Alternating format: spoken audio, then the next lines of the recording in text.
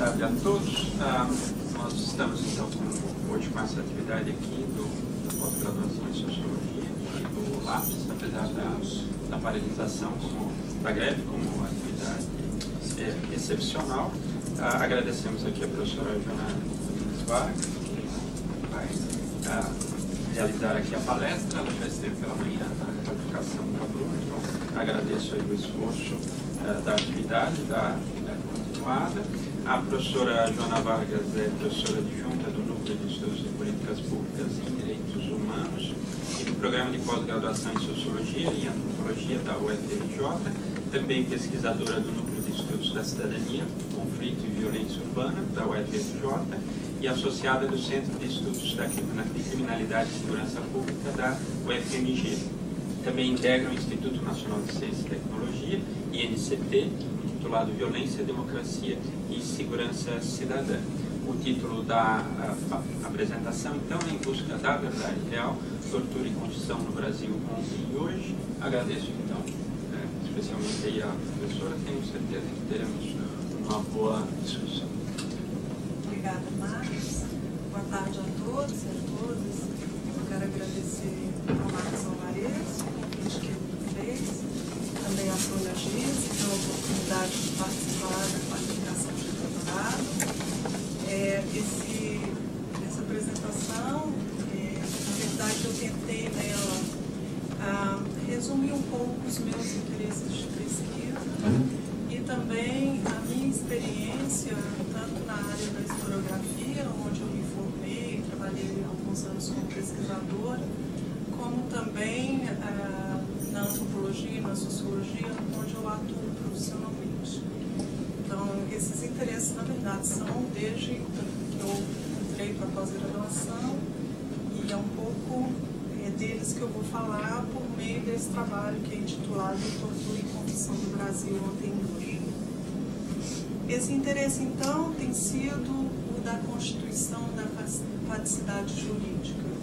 Eu tenho centrado a minha investigação no processo de construção social e institucional do crime, desde a etapa policial até a etapa judiciária. E em meu estudo, primeiro, eu escolhi trabalhar com os crimes sexuais, porque neles a faticidade aparece de maneira particular. Em geral, conta-se com poucas versões originais sobre esse crime, apenas a da vítima, e com menor frequência a da vítima e do agressor. Além disso, são muitas as dificuldades para a comprovação da materialidade, tendo em vista que, na maioria das vezes, os exames não são conclusivos. O questionamento da própria existência do crime, enquanto crime, singulariza boa parte dos casos de crimes sexuais. Isso ocorre nas situações em que a vítima e o agressor se conhecem e resulta na polícia na produção de uma verdade negociada, reconhecida como dependente das versões apresentadas por cada um. Um outro padrão deste tipo de ocorrência de crime é aquele que envolve desconhecidos. E aí, então, o caso é trabalhado buscando-se a verdade real e pela busca de provas.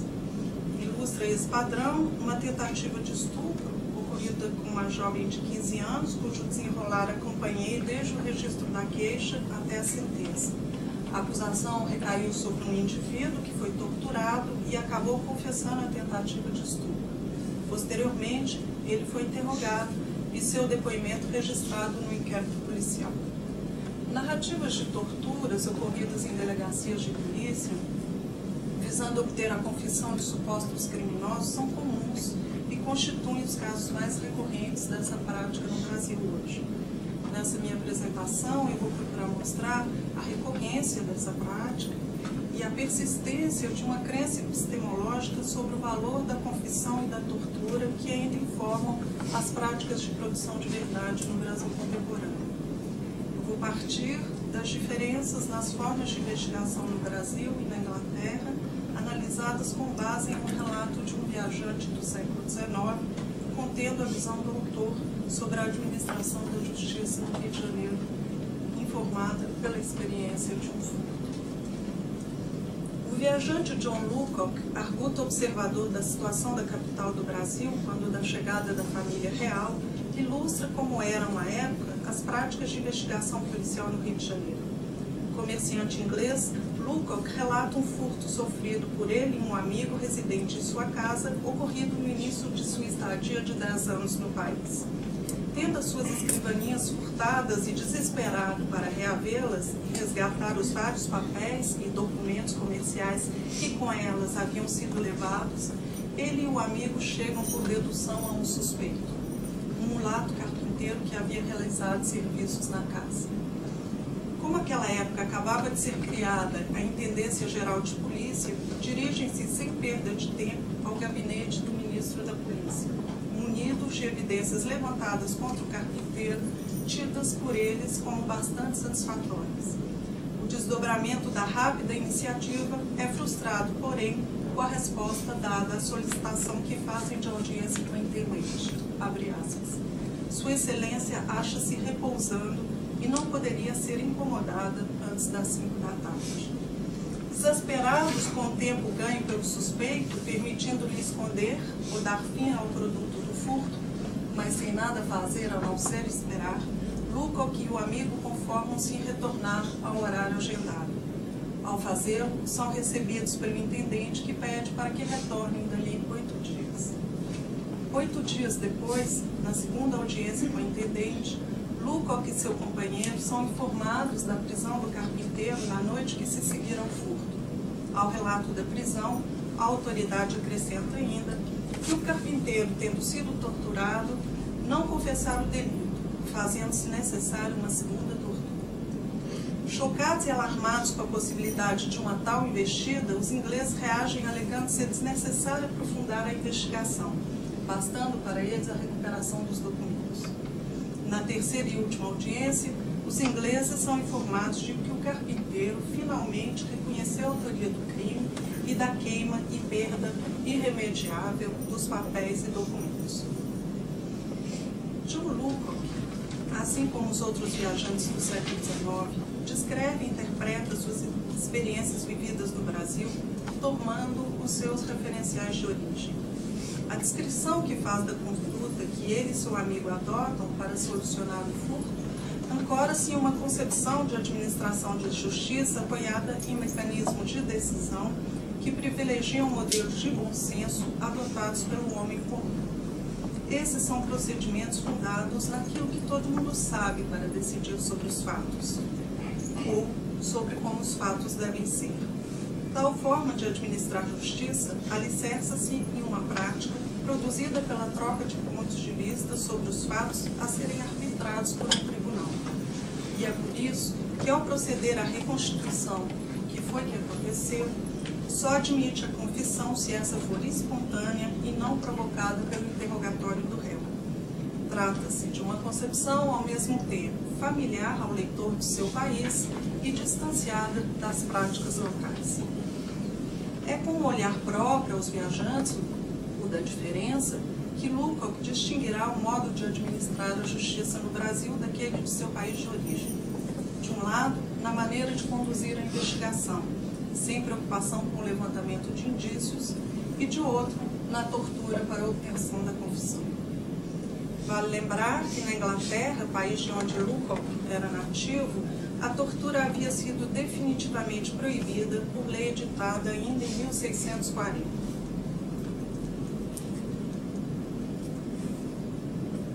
A administração da justiça dos países da Europa continental, por sua vez, foi se ancorando desde o século XIII em um modelo misto de direito romano, canônico e germânico, racionalmente construído e centrado na decisão de juízes.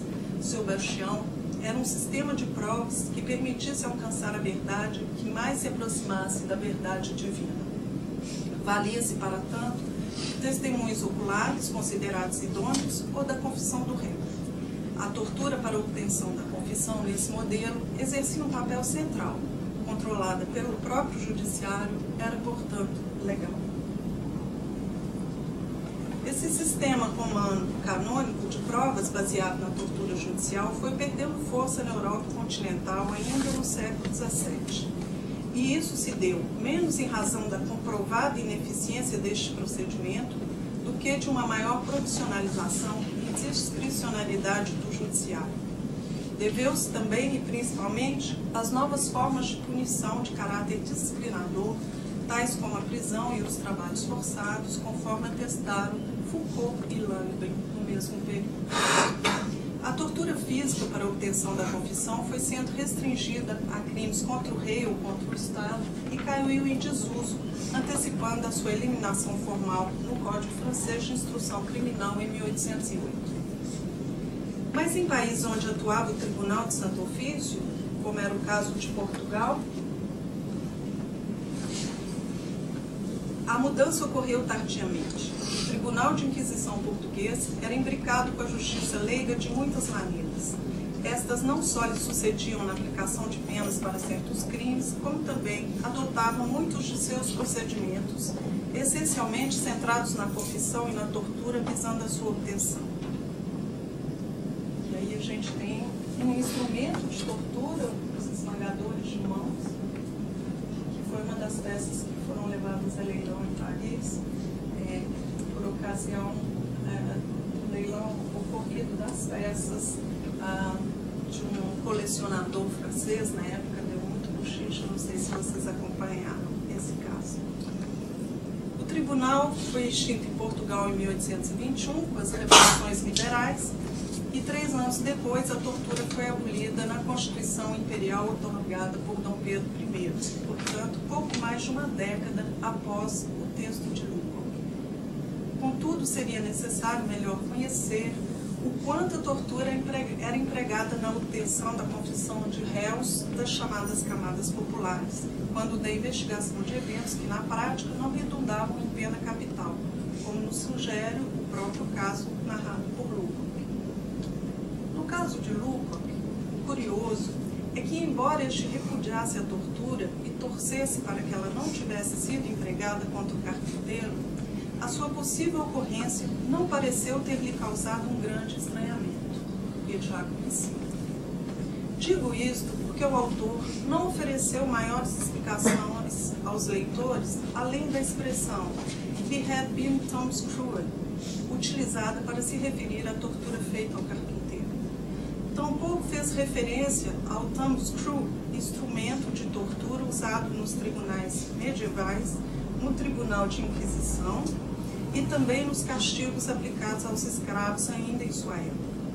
Tal dispositivo consistia em 2 placas de metal separadas por parafusos que provocavam o esmagamento dos dedos e dos polegares.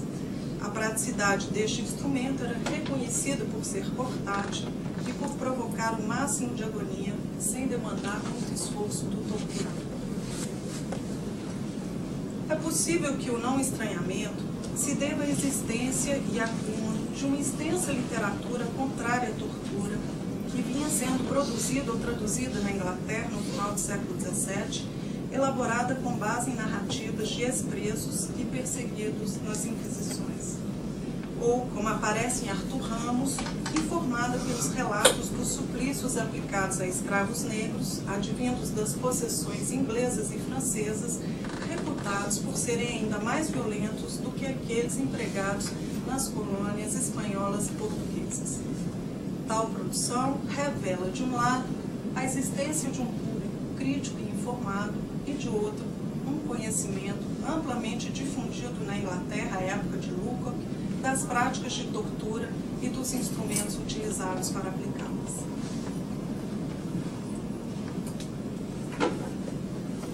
Quase 200 anos depois, a expressão usada por Lucoc é retomada em meados da década de 1980 pelo historiador americano Thomas Holloway em seu livro sobre a polícia do Rio de Janeiro no século XIX, referindo-se a essa passagem no relato do viajante.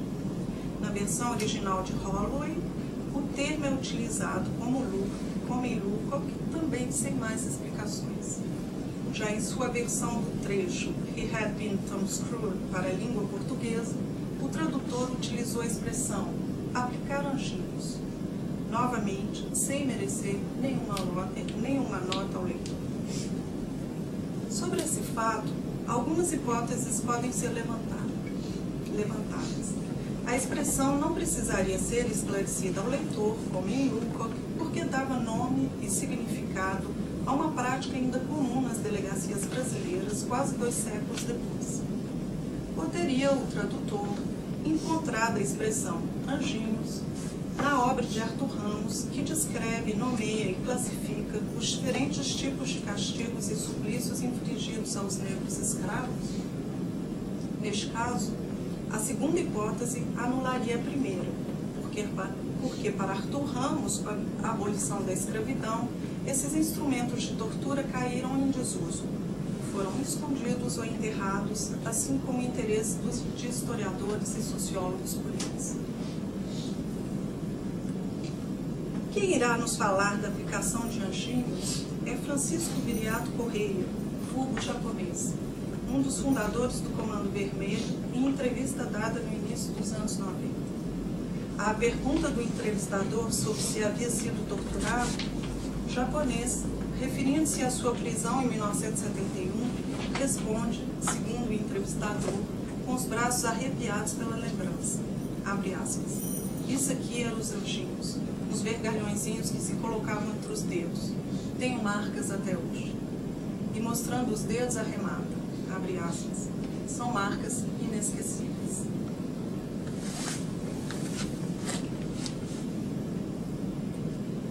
Assaltante de banco, o japonês foi enquadrado durante o regime militar na Lei de Segurança Nacional, que não diferenciava o preso comum do preso político e funcionava como artifício para não permitir reconhecimento dos crimes de natureza ideológica. Essa e outras formas de tortura relatadas pelo assaltante foram também estendidas à época, como se sabe, aos presos e militantes políticos. Nessa ordem de ideias, prevaleceria então a primeira hipótese, ou seja, essa prática era ainda comum. Se verdadeira, dela deriva concluir uma impressionante continuidade no espaço de 200 anos dos mesmos métodos e instrumentos de tortura para arrancar a confissão. Ao buscar seguir as pistas deixadas pelo uso de um dos seus instrumentos, os anjinhos, estou sugerindo até aqui que a tortura para a obtenção da confissão permanece no Brasil, constituindo já uma tradição. Essa prática foi e tem sido reservada para arrancar a confissão de suspeitos de classes populares de cada época, expandindo-se para outras classes nos períodos de exceção. Entretanto, as camadas populares vêm constituindo no passado e no presente a clientela preferencial da polícia e da justiça, como se sabe, e como atesta John Lukács para o passado, no seguinte trecho, referindo-se mais uma vez ao Brasil. Abre aspas. As leis eram tão imperfeitas ou então aplicadas com tamanha imperfeição que as pessoas brancas pareciam ter-se aos poucos convencidas de se acharem acima delas, isto é, acima das leis. Creio que muito poucos dessa classe tivessem recentemente sido presos por crimes que não fossem contra o Estado. Os mulatos gozavam das mesmas isenções, à proporção que o seu tom se aproximava do moreno ou claro. Fecha aspas. Na tradição nativa de Lukács, as leis foram construídas no dia a dia das relações sociais, adquirindo com o desenvolvimento do liberalismo ao longo do período do século XVIII, tradição de universalidade e, em consequência, ampla legitimidade. Outra tradição constituiu-se no Brasil colônia, onde as leis foram impostas pela metrópole, embora, como observa Lukács, fossem naquele momento frequentemente pouco aplicadas e pouco seguidas. Posteriormente, com o país independente, passaram a ser elaboradas e aplicadas por bacharéis que se valiam de valores e teorias transplantadas de outras formações e contextos. Tais valores, ancorados cada vez mais na crença na autonomia e liberdade do indivíduo para perseguir os seus próprios interesses, entravam em conflito, evidentemente, com as condições locais de dependência de todos e de subordinação e submissão da maioria aos interesses da ordem escravocrata. Assim, além de não terem por referência as práticas locais, as leis não foram constituídas com base na crença do valor de sua universalização, conforme argutamente observou Lukács.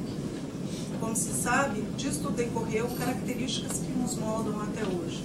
Um Estado legiferante que busca controlar pela lei a tudo e a todos, e um enorme fosso entre leis e práticas. Um descompasso entre leis moderníssimas, porém aplicadas desigualmente para desiguais. Este tem sido um tema amplamente explorado na literatura e no que diz respeito à administração da justiça, especialmente por Roberto Dante de Lima. Enfatizar permanência não implica, contudo, em considerar as sociedades estáticas. Na Inglaterra, por exemplo, no período logo posterior a Locke, deu-se uma mudança importante com o surgimento da força policial moderna. Com ela, o foco da investigação criminal deslocou-se do processo judicial para a investigação policial, e ao adotar o interrogatório do réu na polícia, esse sistema não ficou imune ao uso da violência física na sua realização. Na atualidade, na Inglaterra, o debate em torno da concepção do poder da polícia centra-se no controle democrático dessa instituição. Já no Brasil, esse mesmo deslocamento da investigação fez com que a polícia reunisse duas prerrogativas: a de investigar, que é uma função administrativa, e a de formar a culpa, que é uma função judicial. Nessa mesma época, em 1871, foi criado o inquérito policial, um documento escrito, obrigatório e de fé pública, isto é, com veracidade atestada pelo Estado, cujo propósito é reunir os resultados da investigação, realizando a sua transposição para a lógica e linguagem jurídica. Como resultado dessas mudanças, coube à polícia muito mais do que simplesmente levantar indícios de prova para auxiliar a decisão do promotor de processar. Considerar essas permanências tampouco nos deixa ignorar as mudanças provocadas pelos movimentos sociais, em particular aqueles de repúdio à tortura. Na década de 1980, a criminalização da tortura ganhou importância com a Convenção da ONU contra a tortura e outros tratamentos ou penas cruéis, desumanos e degradantes, determinando que Estados signatários adotassem a criminalização em sua legislação, conforme observou Baretes. No Brasil, o movimento constituinte também logrou criminalizar a tortura na Constituição de 88. E a sua criminalização específica aconteceu em 1996. Além da criminalização, outro movimento importante tem sido o da educação dos operadores da segurança pública em direitos humanos. Contudo, essas mudanças nas leis e também nas orientações governamentais continuam distanciando-se das práticas que são de pouco impacto na medida em que não trazem custos efetivos para os que violam garantias de direitos e liberdades civis. O problema é que na prática da tortura para a obtenção da confissão, o problema é que ela ainda é vista não apenas por policiais, mas também por uma importante parcela da população como um método de trabalho justificado para o controle do crime. À dificuldade de se punir a tortura e ao apoio social à prática, somam-se os padrões dos crimes violentos que não permitem facilmente a obtenção de testemunhos, a falta de qualificação da polícia em técnicas de investigação e a pressão para, entre aspas, mostrar serviço. Este sendo medido mais recentemente com base em índice quantitativo de produção de inquéritos policiais. Se a confissão é uma prova hoje considerada de valor relativo pelo discurso jurídico, na prática policial ela continua sendo elemento central.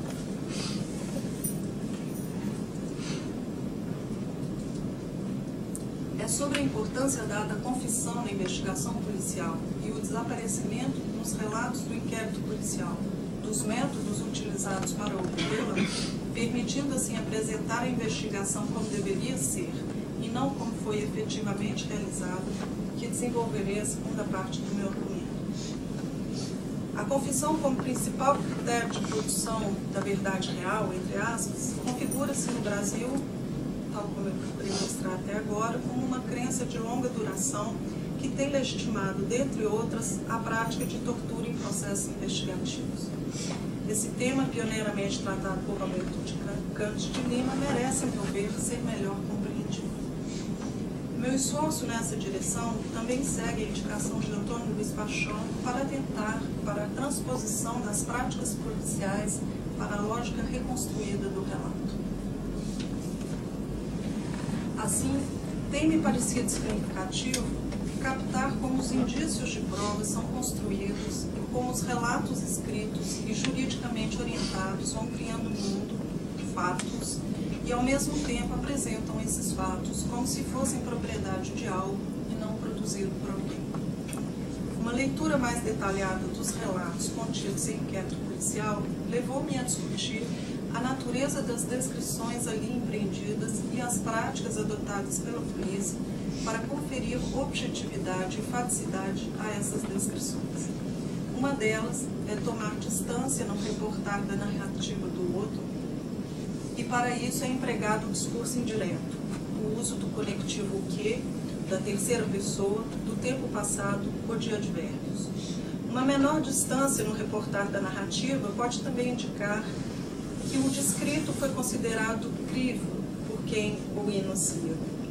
Outra prática significativa consiste em reconhecer, interpretar e pensar, dentro de narrativas singulares, trechos traduzidos para os relatos escritos que buscam apresentar uma descrição do evento compatível com aquela que o crime deve ter.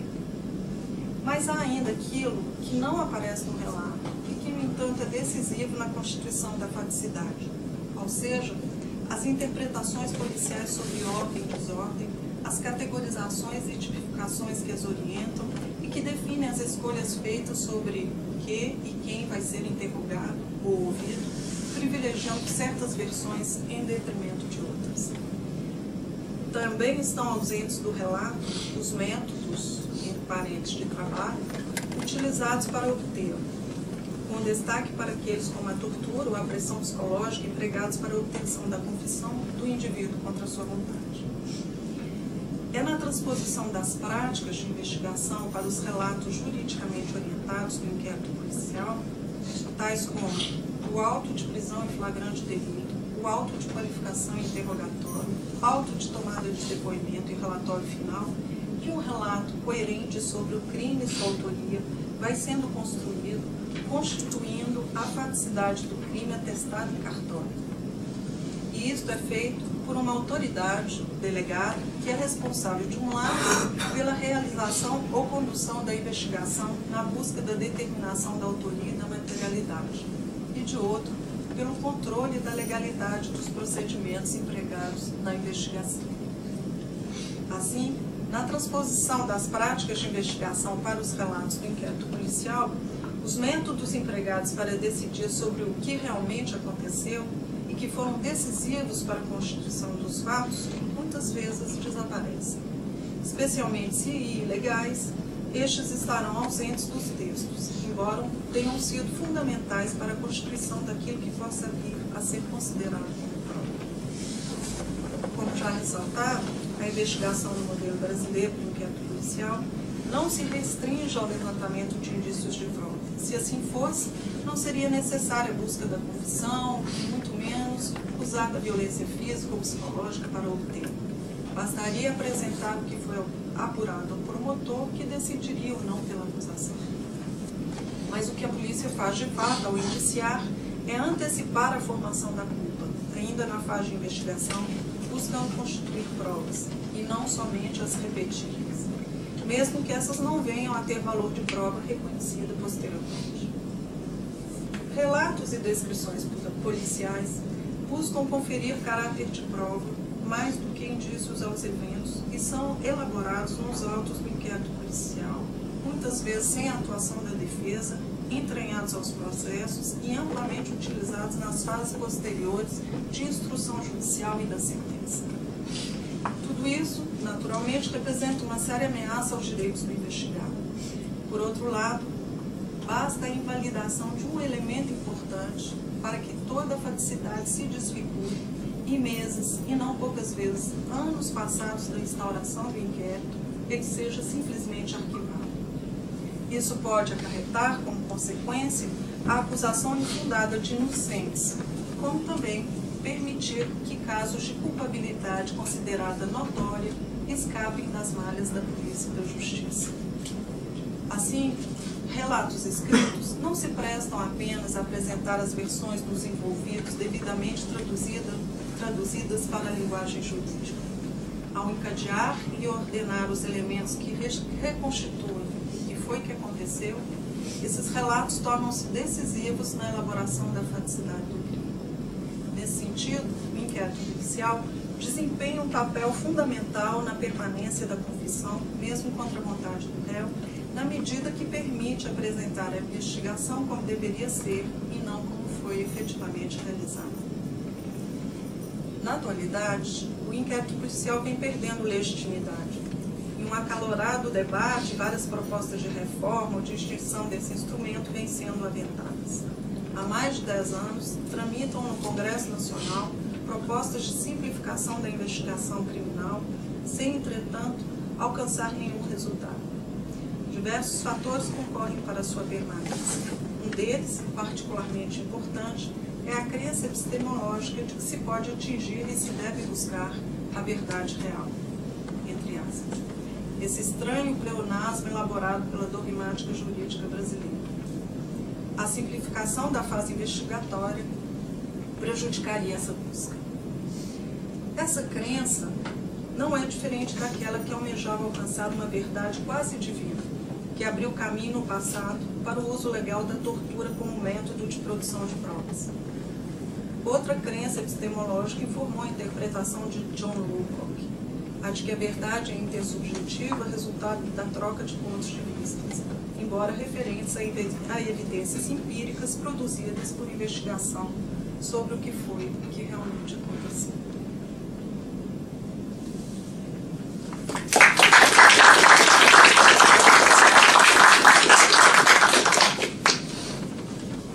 Agradeço a Joana a discussão.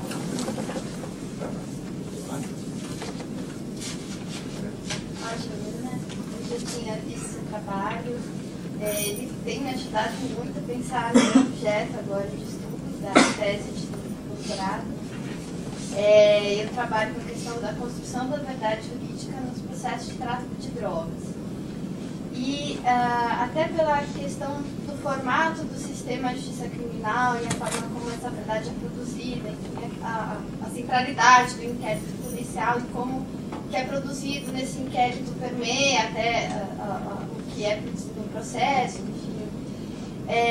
Estudando casos de tráfico de drogas, percebi algumas situações em que existia essa, vamos dizer assim, esse verniz de que teria uma legalidade ali, mas que no fundo podia ter uma série de ilegalidades. Uma delas é a famosa entrada franqueada. O policial entra, né, principalmente policial militar, sem mandado judicial, entrava na casa das pessoas, dizendo que essa entrada tinha sido franqueada. E o que me chamava a atenção é que os operadores não questionavam essa entrada. Geralmente eles falavam que como o crime de tráfico é permanente e tinha sido flagrante, isso não consistia em ilegalidade. Só que em uma audiência que eu acompanhei, que se tratava de um caso desse de entrada franqueada, o réu tentava dizer para a juíza: olha, ele entrou na minha casa, humilhou minha família, me esculachou, eu não tinha drogas, enfim, tem toda a versão dele. E a juíza virou para ele e disse: você vai mentir aqui agora na audiência? E me deu a impressão de que aquilo que é produzido na fase policial entra no sistema de justiça como a verdade sobre o caso. E que qualquer elemento que surja durante o processo, ou que o réu, ou que a defensoria, enfim, tente incluir no caso, é desconsiderado ou considerada uma mentira para tentar livrar o réu de ser incriminado como traficante.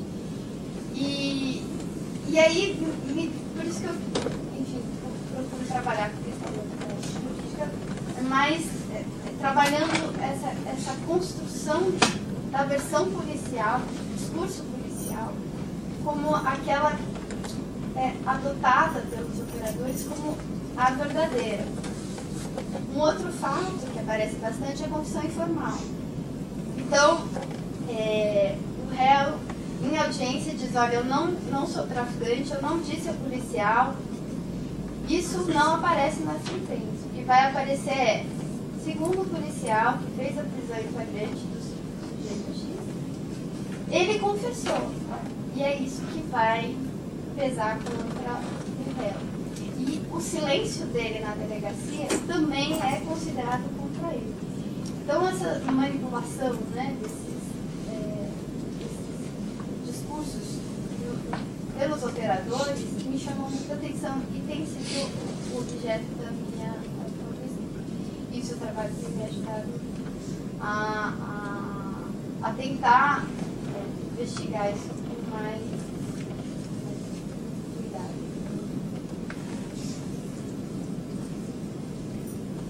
Então, Gorete, olha, nós fizemos uma pesquisa com processos e procuramos ver o peso do inquérito policial nesses processos e ver o valor da confissão nesses inquéritos, né?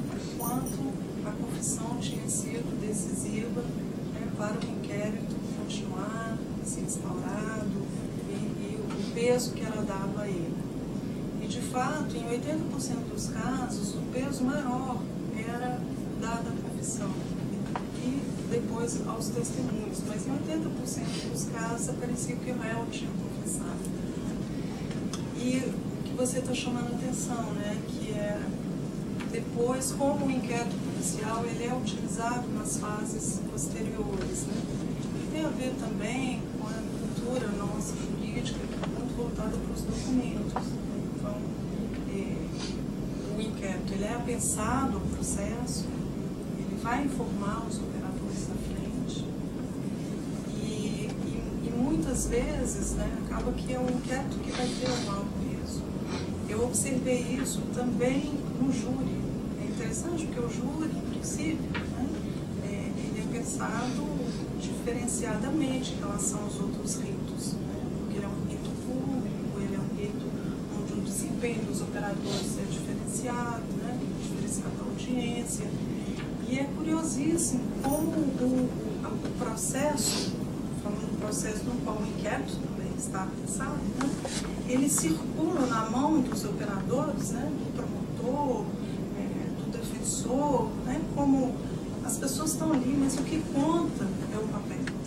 Então, daí a importância, me parece, né, porque esse tipo de abordagem, a gente até discutiu hoje a qualificação da Bruna, é uma abordagem que ganhou muito peso nos Estados Unidos, mas lá a cultura jurídica deles é diferente da nossa, né? E o papel não tem essa importância, a cultura deles é muito mais oral do que a nossa. Nossa, é uma dificuldade, né, fazer com que haja mudança, né, nessa direção que a gente... E não é só no judiciário. Se você prestar atenção na universidade, né, tudo que você vai fazer, você tem que abrir um processo. Né, e aí tem que passar por fulano que vai carimbar, ciclano que vai carimbar, né, e aquilo tudo tem valor de verdade. Porque se algum dia, né, precisar provar alguma coisa, está lá o processo, né, que ganhou valor de verdade.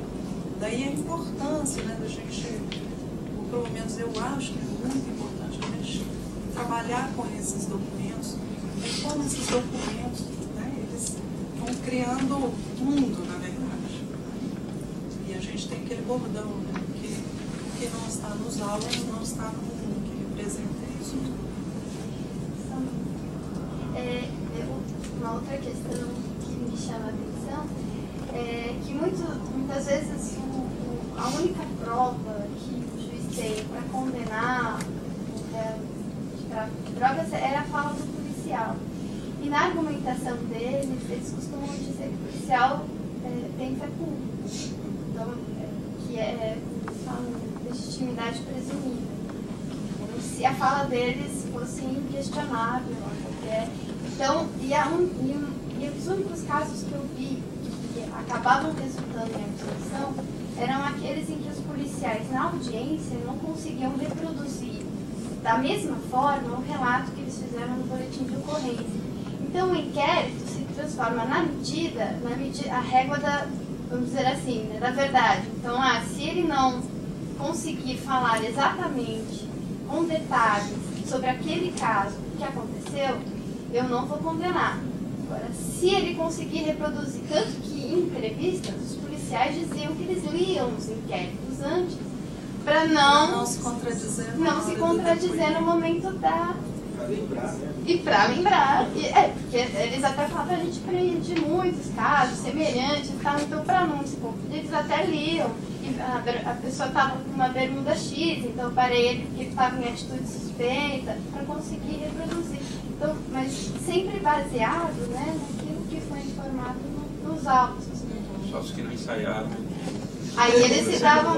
E tem, inclusive, um caso que eu relato que o juiz fala assim: acometido por amnésia, o policial não conseguiu lembrar da situação. Daí o tipo, acometido, né? É como se o juiz chegasse a ficar irritado com o policial de não conseguir relatar o caso. E essa questão da transposição, né, dos fatos, das práticas para o relato, a entrada franqueada é um exemplo, né? Então, as pessoas autorizarem a entrada dos policiais na casa em que ela guarda a droga, né, 5% dos casos que foram analisados, a pessoa foi abordada na rua e levou o policial para casa. Então, nessas situações, eu fico pensando, bom, levou o policial para tomar um cafezinho e acabou tropeçando num pacote de maconha, né? Então, assim, são situações que, obviamente, não vai aparecer uma agressão. Tipo, a pessoa foi espancada e falou, olha, se você não fala onde tem o resto da droga, vou esculachar mais. Aí a pessoa acaba levando o policial pra... Enfim. Então, como isso acaba sendo, né, até para a questão das negociações ali na ponta, né? Tem o trabalho da Alessandra Teixeira, que mostra o quanto as autoridades policiais estão envolvidas na gestão dos ilegalismos e como o Poder Judiciário acaba fazendo parte das engrenagens. Porque, ao dotar o policial de presumida veracidade, né, de que a fala dele tem um poder supremo, sei lá, ele também está dando poder a esse policial, né? Vai saber o que ele pode ser, o que ele não pode ser, como é que ele tem que agir, então tem que ler o caso antes de ir na audiência, para se preparar. Bacana o seu trabalho. Você está em que fase do doutorado? Qualificando.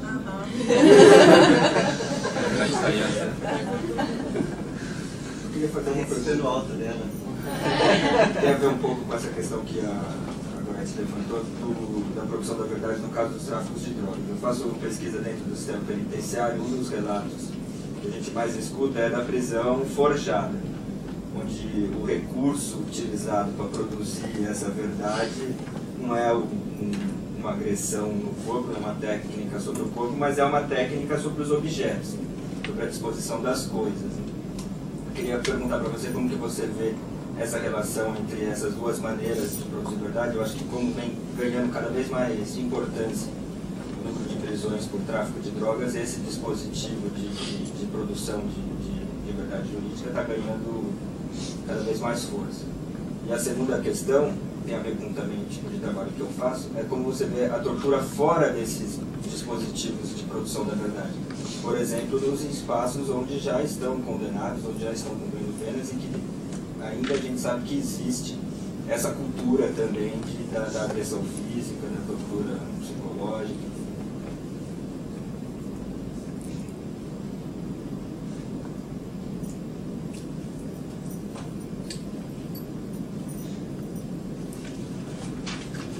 Então, quanto à primeira questão,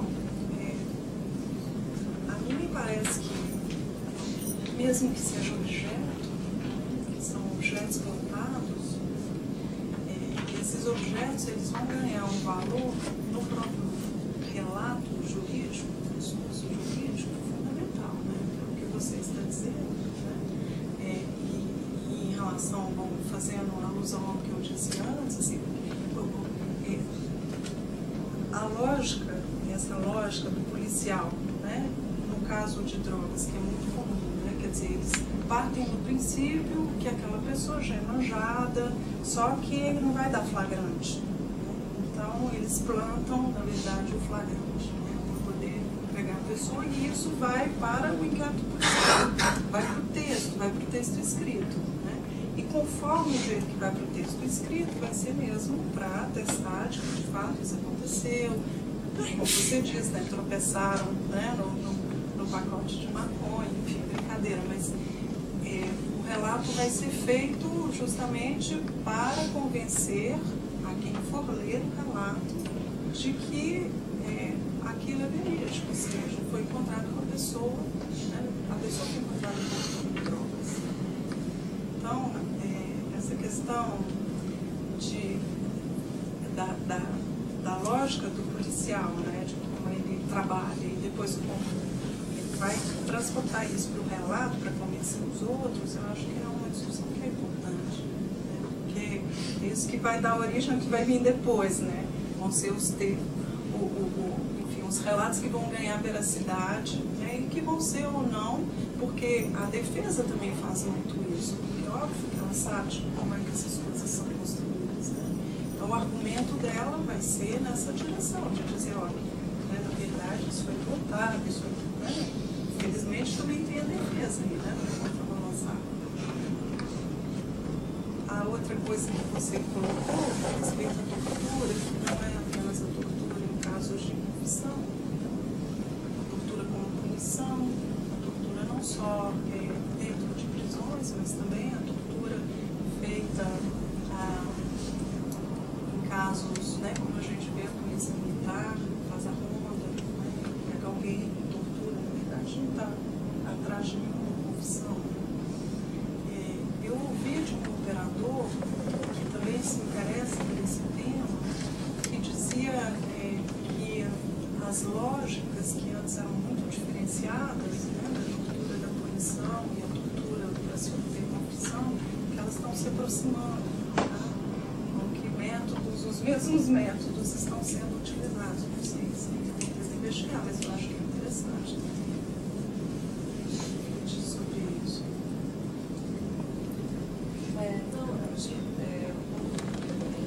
Falando dessa relação que é até como você constrói esse texto, né, da lógica em uso e lógica reconstruída. E aí eu fico pensando, porque assim, a sensação que eu tenho, pelo estudo, mas a sensação que eu tenho é que os juízes, os outros operadores do direito, eles não desconhecem o fato de que muitas vezes essa verdade foi produzida dessa maneira. Então não é uma coisa, não é como se de fato houvesse, né, a partir daquele momento, então não sei que existe tortura. E a ideia da tortura é justamente que ela produz fatos inexistentes, muitas vezes, né? A ideia de que muitas vezes a pessoa não cometeu crime porque era torturada, enfim, essas são as grandes questões. E daí eu fico pensando se trata de uma crença na verdade real, né? nessa ideia de uma crença na produção de uma verdade real, ou se essa associação forte, dada como necessária entre confissão e verdade, é algo necessário para que o processo ande, digamos assim. Então, apesar de que exista o reconhecimento de que a prática da tortura, ela muitas vezes gera algo que não é a verdade, digamos assim, dada a confissão, isso é suficiente do ponto de vista da lógica reconstruída. Isso é suficiente do ponto de vista de tipo, isso foi feito, logo há um crime, logo há um culpado, logo a gente pode dar continuidade ao processo. E talvez isso explicaria um pouco isso que a Gorete fala, dos juízes também fazerem essa vista grossa, digamos assim, né? De alguma forma, se sabe dessa lógica em uso, se sabe dessas práticas legais, mas existe uma necessidade ali de você pensar de, né, fazer o processo caminhar. Então, portanto, precisa ser ignorado. Com certeza. E na polícia isso também, não só no judiciário, isso é observado, mas na polícia, a funcionalidade que tem a tortura. Quer dizer, dá muito menos trabalho, né? Você torturar a pessoa, ou aquilo que você quer ouvir vai ficar muito mais fácil para poder dar coerência para o relato que você depois vai passar para frente, né? Então, com certeza. A questão da eficiência, também, imagino eu, a cobrança por produtividade, né? Deve certamente estar estimulando mais ainda essa prática. E também eu acho que tem um aspecto que a gente não pode deixar de lado, é quem são as pessoas que são torturadas, porque não são todas, né? Com certeza não, né? Não é uma regra, né? São pessoas específicas, né? E em casos específicos também, né? Aqueles casos, por exemplo, que ganham, que são midiáticos, que você precisa dar uma resposta rápida, né? Então, aí a gente contextualiza, né? Para poder entender melhor como é que funciona. Mas, sim, com certeza, tem esse aspecto de funcionalidade, né? Se não vai criar grandes problemas, vamos andar para frente, né? Porque o objetivo justamente é você ter que lidar com uma quantidade enorme de processos, né? Então, você não vai ter um olhar particular para cada processo. É um pouco aquela coisa, né? Que já foi chamado de linha de montagem, né? Da justiça, que você acaba, né, patronizando de uma determinada forma para poder dar conta de dar vazão. E a gente não faz diferente também, né? Nós não fazemos diferente, né? Quando nós lidamos com o nosso trabalho, né, você padroniza de uma certa forma, mas com certeza ela tem uma funcionalidade. E a permanência tem a ver com isso. E tem a ver também com o fato de você não reconhecer, né, determinadas pessoas como pessoas de direito, que é uma discussão que é recorrente, né, que a gente tem muito o que dizer sobre isso, muito que ser recorrente, né, que é o aspecto de reconhecer as pessoas como cidadãos. Joana, não sei se você identificou, por acaso, alguma mudança nos últimos 40 anos, porque a impressão que aqui em São Paulo, pelo menos, isso é muito claro, que você tinha discussão da tortura nos anos 60 e 70, muito ligada à polícia civil, ao próprio Doipode, depois o Fleury, enfim, um policial civil que tinha técnicas que, no final das contas, foram transpostas para a ditadura, a cadeira do diabo, e ao mesmo tempo era uma tortura para obter informação, que desmembrou vários grupos guerrilheiros, e muito vinculada à investigação. Nesse tempo a polícia se transformou, a força pública virou polícia militar, e a lógica de policiamento aqui ficou muito ligado ao patrulhamento ostensivo e ao flagrante, e a um outro tipo de processo de punição que é muito o trabalho da Goretti, inclusive, também, de esse aprisionamento em massa sendo feito em cima do flagrante da polícia militar, do testemunho da polícia, e etc. Eu não sei se você detectou, se você passa por esse aspecto de meio deslocamento de técnicas da polícia civil para a polícia militar, se isso é uma coisa que você identifica, assim, não, dos protagonistas principais hoje serem a polícia militar, antes era a polícia civil, não sei se você... Não, eu acho que para isso teria que ser feita pesquisa, é tão difícil, né, fazer pesquisa sobre esse tema.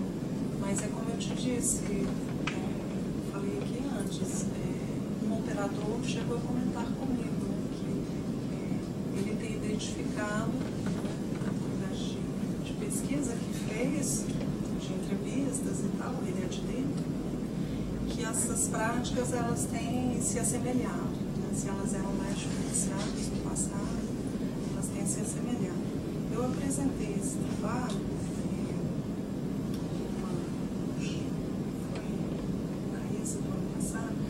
e a Alba Zanoar estava na plateia e ela me questionou e me disse, mas não é como era. Casos de tortura agora são raros, né? Eu tenho tido notícias de poucos casos, são raros agora os casos. Pouco tempo depois, né, começaram a aparecer vários casos, quer dizer, isso é recorrente, né? Talvez agora mais da polícia militar, né? Mesmo na polícia civil, vira e mexe parece. O fato é que, em geral, esses casos eles não ganham muita publicidade, né? Principalmente quando se trata de camadas populares, né? Ganha publicidade quando quando mexe com alguma coisa maior, como foi o caso do Amarildo, porque foi um OPP, então tinha toda uma questão aí em jogo. Mas eu não sei te responder isso. Eu acho que isso aí teria que ser uma investigação, um tempo de pesquisa difícil de investigar. Só me inscrevendo aqui. Eu acho que realmente são temas para pesquisa, né? Mas eu fiquei impressionado na sua apresentação, a questão da continuidade, né? Por mais que esteja aberto, né? Podemos contar hoje como se dá, o que é terrível é que a gente escuta esse relato e ele não é estranho para nós, né? De alguma forma você compreende, né? A situação e facilmente diria, aí não é claro científico, né? Mas facilmente você diria, Brasil, sabe que isso acontece. E eu estava lembrando os relatos do Salinas, né? O pessoal sabe dizer aqui que foi torturado, aí claramente talvez um ponto fora da curva, né? Tem ponto no mundo da luta armada, né? Não errava o alvo, ou seja, não era o público alvo sempre, né? Aí entraram outros setores de classes médias. Mas é interessante no relato dos Salinas como isso se coloca, e eu lembro de passagens onde está clara a clientela, né, escutando os presos comuns e tal, a clientela para onde isso sempre recaía, ou seja, a denúncia da tortura, né, no regime militar, contra intelectuais, etc., mas contra um determinado público, né, uma grande continuidade. Né? E aí que juntando com o que a gente viu na qualificação, né, é claro que assim, um pouco tosco o raciocínio, né, mas esse desafio, né, por exemplo, lá discutindo o ECA, todo um esforço de pensar as decisões na justiça juvenil, no plano micro, não é uma simples aplicação da regra, mas curiosamente na ponta, o fantasma do menor, né? Daí quando o policial fala, o menor tal, você entende, né? Então mudou o código de menores, etc. Ou seja, o contexto está mudando o tempo todo, mas fortes continuidades. E daí eu estava lembrando um texto da Komarov, que ela está estudando a África do Sul, que a gente vai publicar na BCS, e ela mostra um pouco isso, como na democratização lá do regime, ela fala até numa crise da soberania, e a polícia não sabia mais direito como policiar, né? Daí tem todos policiais adivinhadores, policiais que usam bruxaria, e o raciocínio dela é que o mundo que era preto e branco, literalmente antes, né? Ela fala antes, a polícia garantia a segurança dos brancos e perseguia os negros. Era esse mundo. E esse mundo deixa de existir. Então, o que se faz, né, uma demanda, toda outra, os negros vão buscar justiça, né, ela fala uma coisa inédita, bater na delegacia, né, a mulher muito modesta vai lá e fala, estou sendo perseguida, e ela vai na delegacia, né, algo inédito. Só que está sendo perseguida por quem? Por um espírito, né, e policial. E agora, né? Então uma unidade de crimes ocultos, né, oficial, né, não é uma... porque precisa investigar isso. Então, o mundo fica de cabeça para baixo, né? E um pouco a ideia que me veio à cabeça é que no Brasil não, né? Ou seja, apesar de democratização, apesar desse contexto, práticas muito recorrentes, né? Por mais que se recoloque esse problema, por exemplo, o público-alvo, né? A questão da desigualdade, né? Que da maioria dos estudos o que viabiliza a tortura é a desigualdade, é que alguns não são recuperados, né? Problema da cidadania, né? Então, me parece que fica muito esse desafio, né? Tudo muda para que algumas práticas, pelo menos recorrentes, estejam presentes, né? Se reatualiza. Reatualizado. E daí eu acho que tem um outro aspecto que é importante, a gente não pode deixar de lado, que é a questão da aceitação social dessa prática. Do mesmo modo, você falando em relação ao ECA, a mim me chama a atenção a aceitação da prática dos autos de resistência. As pessoas, mais das vezes, né, acham que com o traficante é assim mesmo, que a coisa deve funcionar. Muitas vezes, né, até familiares acham isso. Né? Na pesquisa que me chama a respeito sobre os autos de resistência, muitas vezes a própria família acha que é isso mesmo. Né? Então, em todas as escalas, digamos assim, a família acha, a polícia acha, o Ministério Público acha. Né? Então, assim, não, se for trabalhador, ok, está tudo bem, a gente vai, né, se posicionar a respeito. Mas se for bandido, né, então, nesse caso, não há o que pensar, né? A morte dessas pessoas é desejável. Então, me parece que no caso da tortura, né, tem um pouco isso também, né, uma aceitação social muito grande de que, para você obter, né, a confissão, seja necessário se usar, né, uma aceitação disso. Já fizeram pesquisas de opinião sobre isso e obtiveram, né, uma porcentagem alta de respostas, né, positivas nessa direção. Não, é necessário, não há como você obter confissão sem fazer uso da tortura. Então, acho que a recorrência dessas práticas também tem disso, né, de crença. Por isso que eu chamo a atenção para a crença epistemológica de que a tortura é necessária, que a confissão é necessária, que você só vai chegar, né, à verdade, que também é uma concepção sobre verdade, né, que a verdade ela tem que ser descoberta. Né, então, a verdade ela é dependente de versões. Né? Então, isso é muito poderoso, né? Isso é cristalizado. Então, por isso mesmo, essa permanência. Quando eu escrevi esse artigo, na verdade, a própria escrita do artigo foi parte da pesquisa. Né? Eu tinha feito essa pesquisa sobre o inquérito policial, trabalhado com os processos, né? Feito o levantamento quanto ao valor dos depoimentos, o peso dos depoimentos, o peso, né, da confissão e outras variáveis que a gente tinha trabalhado. Mas, ao escrever esse artigo, na verdade, a primeira coisa foi a descoberta do texto do Lukov, que para mim foi, né, eu falei assim, poxa, isso aqui é uma coisa que dá para explorar, né, impressionante, me chamou a atenção, né, da questão da tortura lá no passado, e eu fui atrás para saber como era, como funcionava, tortura legal, tudo mais bom. E aí foi um pouco, eu na verdade corri atrás do instrumento, né, e foi um pouco por acaso que eu encontrei, né, a história do japonês. Poxa vida, olha isso aqui. Né? Então, eu acho que o problema está aí. Então é fácil você também, de alguma forma, né, ir traçando isso. Não é algo muito, enfim, faz parte da nossa realidade. Né? E aí pensar o porquê da permanência, eu acho que a gente não pode deixar de lado a aceitação social. Tal como foi a aceitação social recente com respeito ao enfrentamento aos traficantes no Rio de Janeiro, que foi uma coisa assim, né? É impressionante como poucas pessoas se manifestaram contra aquilo. Da luta do bem contra o mal, né? Nesse sentido. Essa hipótese da desigualdade que o Marcos levantou é muito interessante. Não estuda sistema, mas eu estudo desigualdade. E a gente sempre fica pensando em consequências sobre outros aspectos que não socioeconômicos, né? Porque basicamente a área que eu estudo cidade educacional, a gente pensa muito em realização educacional, acesso a serviços, mas jamais em punição, por exemplo. Não há um diálogo interdisciplinar com outras áreas de interesse.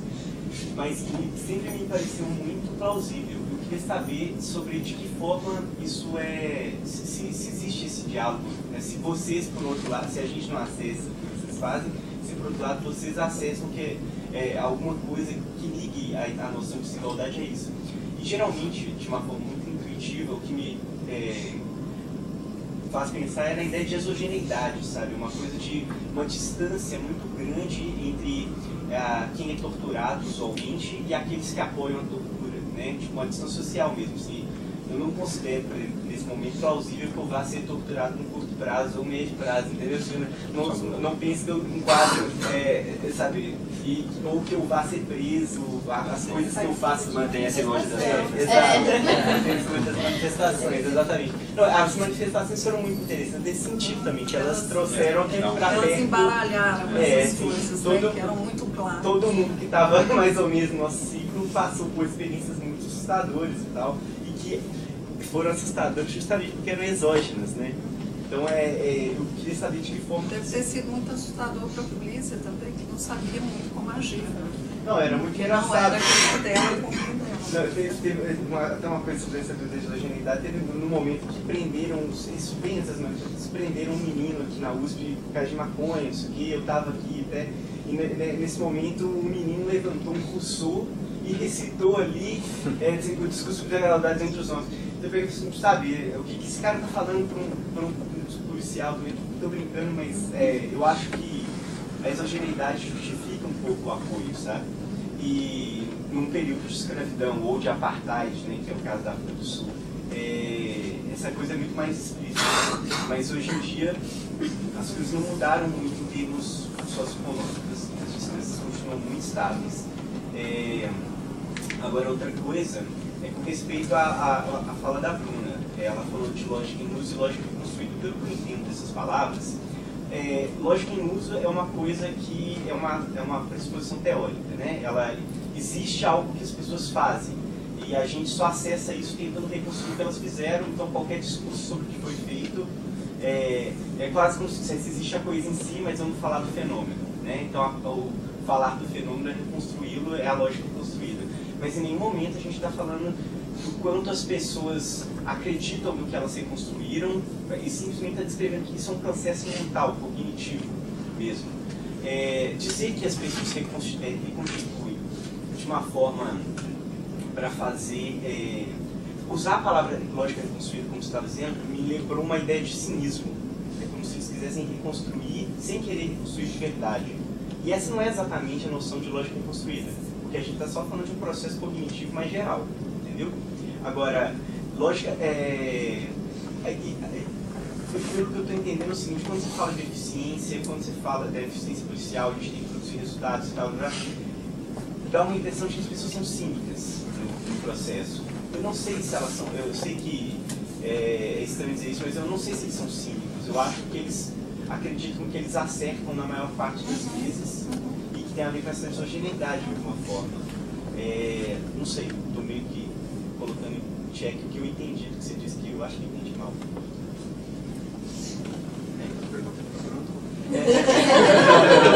Vocês acham que eles são cínicos, acham que existe o cinismo, e essa coisa em que medida a desigualdade é utilizada, essa ideia da exogeneidade que eu não tenho uma forma intuitiva, faz sentido.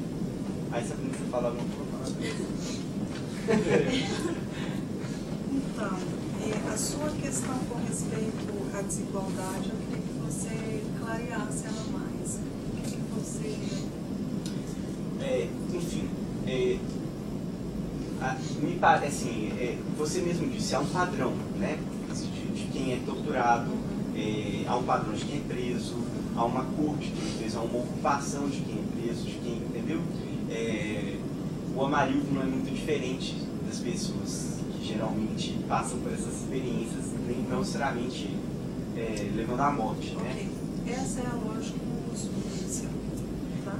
O policial, ele vai, assim como nós, quando a gente vai interpretar situações, isso com base na etnometodologia, ele vai interpretar situações com base na lógica dele, na experiência dele. E depois, em razão do nosso processo, de como ele funciona, isso tem que ser quase que traduzido para a lógica jurídica, que é o inquérito policial. Que é você, então, transpor para o relato, né, do inquérito policial, o que foi que aconteceu, quais foram os procedimentos que foram tomados para a investigação. E, com certeza, na maior parte das vezes, as pessoas fazem sem cinismo, né, acreditando de fato, assim como nós acreditamos quando a gente escreve as nossas teses de doutorado. Não há diferença. Esse era o exemplo que estava na minha cabeça. Não há diferença. Né? A diferença talvez é que a consequência seja muito diferente. Né? Mas, na maior parte das vezes, sim. Mas se você quiser também, né, se valer da fraude conscientemente e escrever uma tese que não foi você que escreveu, mas fazer parecer que aquela tese foi você que escreveu, também é possível. Então, se você usa da tortura, que é uma prática que é condenada, que pode inclusive te incriminar, né? Porque hoje existe uma lei contra a tortura, mas ela para você está sendo funcional, você está conseguindo trabalhar, você está conseguindo né, ter produtividade, né? Você tem um número de inquéritos, lá você produziu 10 inquéritos esse mês, tal como foi demonstrado. Imagino que você vai ter o cuidado de que não apareça no texto que você escreveu, até porque você sabe que se você colocar lá, olha, né, no inquérito policial, se você disser, bom, eu então, né, usei, sei lá, dei uns choques, né, no rapaz que estava sendo interrogado, eu peguei a cabeça dele, enfiei dentro de um balde de água, deixei lá dentro até ele me responder. Enfim, se você descrever situações de tortura, você vai ser incriminado por isso. Então, eu não creio que na maior parte das vezes os policiais, né, atuam simplesmente e façam o inquérito querendo esconder, né, as práticas dele. Inclusive, eu vou te contar um caso que eu presenciei na Delegacia da Mulher, quando eu fiz a minha pesquisa de campo. Era necessário fazer o reconhecimento de um suposto estuprador, que a pessoa tinha sido acusada de estupro.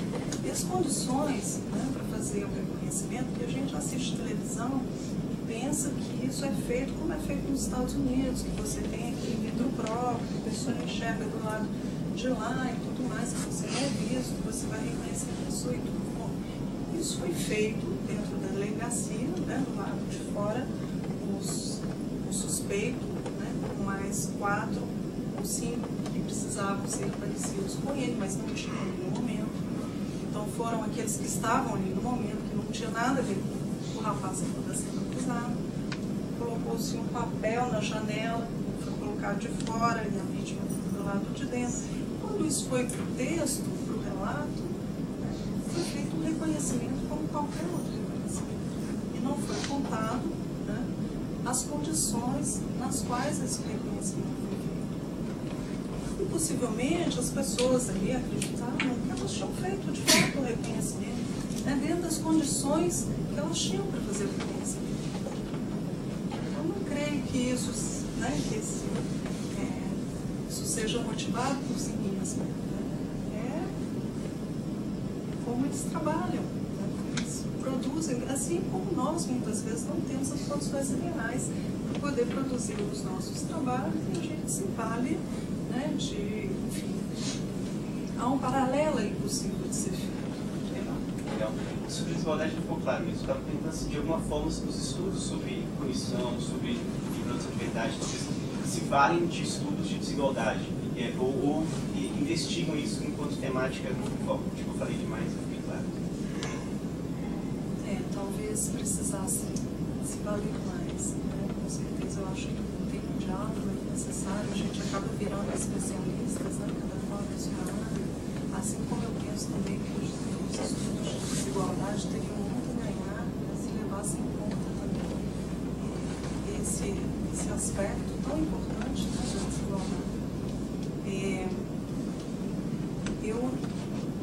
No estudo que eu fiz sobre o sistema de justiça criminal, isso é uma grande dificuldade, isso parece muito nos estudos americanos. Como é que você demonstra que há, de fato, que há influência, né, da raça, da cor, da etnia do suspeito sobre as decisões? Isso é dificílimo de fazer. E aí, muitas vezes, você tem que se valer, né, de outros artifícios. Né? No meu caso, por exemplo, o que eu observei era que o réu negro, né, que havia sido preso no início do processo, esse tendia, de fato, a ser muito mais condenado do que os outros réus. Então, na verdade, você acaba só com a raça ou a etnia, por exemplo, você tem dificuldades para poder trabalhar, né? Ainda mais aqui no Brasil, que as coisas estão associadas, né? A condição social do réu e a raça dele, a etnia, a cor. Ou a polícia, ela, eu estava até brincando com o Marcos a respeito disso, né? A respeito das cotas, tem uma brincadeira sobre isso. Coloca um policial, né, para ele decidir quem é que deve ter cota e quem não deve, ele vai saber facilmente identificar quem deve, né, porque tem isso que a gente chama de tipificações, interpretações que são profissionais, que tem a ver com o cotidiano do trabalho do policial, porque ele vai policiar certas áreas, né, ele já vai ter na cabeça em mente quem são os possíveis suspeitos. Essas áreas, com certeza, são as áreas mais pobres. Então, tem esse diálogo aí que eu acho que seria interessante, sim, os dois lados. Só uma questão teórica, o professor está trabalhando desde as 10 horas da manhã, então talvez não seja a tortura, mas maus tratos. Então, acho que, rapidamente, a Bruna, se tiver mais alguma questão, depois já encerraríamos. Só para continuar esse debate que o projeto começou, que acho que é um pouco isso, assim, né? Na verdade, não existe uma relação, a forma como eu entendo, não existe uma relação entre lógica reconstruída e lógica em uso e a crença do indivíduo naquilo que ele faz. De fato, é um processo cognitivo. Por exemplo, assim como o inquérito pode ser visto como lógica reconstruída, o policial falando com o seu colega sobre o que aconteceu também é lógica reconstruída. Vai ser muito diferente. Você tem aí, talvez no caso do inquérito, um cinismo maior, no sentido de que ele sabe que fez algo que é ilegal e que ele não pode demonstrar e tal, mas eu não acho que tem um problema em considerar os relatos como lógica reconstruída, porque de alguma forma é essa ideia de que você apresenta aquilo que você fez, dando justificativas e tornando aquilo razoável, assim como o policial para o seu colega dizendo que aquela tortura era necessária por qualquer motivo, né? Então acho que tem a ver com relação à coisa você falou da exogeneidade. Eu não sei, mas até onde eu sei, as pesquisas de opinião, não existe tanto essa distinção na opinião, no valor social destas práticas. Elas não são distribuídas só para a classe alta, por exemplo. Até onde eu sei, isso é uma convicção. Então, eu não sei se... na verdade... Minha hipótese já caiu, né? Não, então, na verdade, esse é um dos grandes nós, na verdade, né? Por exemplo, até a discussão sobre o linchamento, acho que passa um pouco por aí, né? Então, na verdade, não se explica por aí, né? Mas acho que tem duas coisas aí, porque isso perpassa, sem dúvida, as classes, né? Mas o raciocínio da desigualdade, pelo que vários estudos, né, em termos históricos, né, vão falar isso. O que explica a tortura é sempre o outro, né? Eu sempre tenho de torturar o outro. Então, quanto mais... Todo mundo aceita, mas é o outro que avisa. É que eu posso tentar... eu posso falar, agora eu quero ser o outro. Mas... E nunca se imaginar no lugar do outro. Isso, Então, a desigualdade não está na forma como eu penso, né, mas ela é sempre um pensamento da desigualdade, que eu sempre torturo. Né? E aí tem vários estudos que mostram isso ao longo do tempo. Aí são aqueles estudos que tentam até quantificar isso em outros momentos. Né? Até um pouco a discussão nossa que a gente está fazendo, a grande dificuldade na área de violência, segurança pública, é justamente a quantificação. Né? É difícil, você não tem os dados que você tem do outro lado. Como tem na área de estratificação, que são dados maravilhosos, no nosso caso, não só nós temos dificuldade de acesso, como os dados também não são. Eles fazem parte do problema, né? Eles fazem parte do problema. Tem coisas que não são perguntáveis, né? Tipo, quantificar tortura, eu não vejo, sabe? Alguém foi torturado, vai dizer que foi em vários casos, tem medo de indagação, sei lá, mil coisas. E no Rio também não vai ter isso. Na Argentina, eles têm, a Defensoria Pública da Argentina, eles têm um formulário, e dentre as perguntas que eles fazem para os assistidos é a questão da abordagem policial, se ela foi violenta e tal. Às vezes se pergunta, você foi torturado? As pessoas não.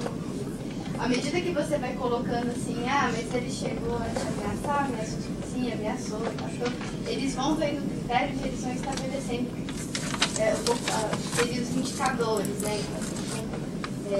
A tortura está alta, baixa. Então eles vão estabelecendo alguns critérios, certo? Coisa que aqui a gente está trabalhando para ter.